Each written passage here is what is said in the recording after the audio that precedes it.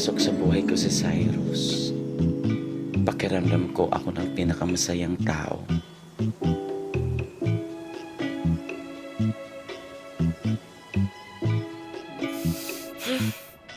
Mutot ka ba? Akala ko di mapapansin kasi tulog ka.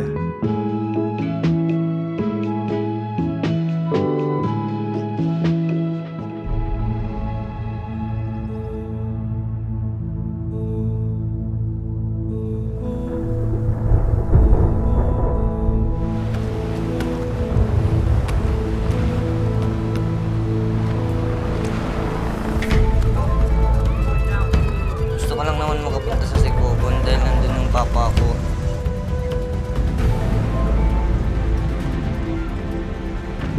At yaman din lang sasama kayo kung magpapantilat ng mga gamit ko, okay?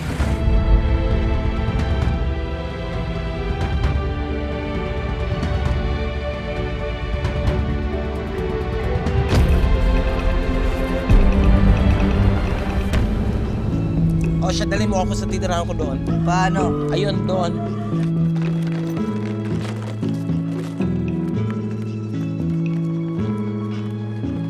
Kuya, saan ka?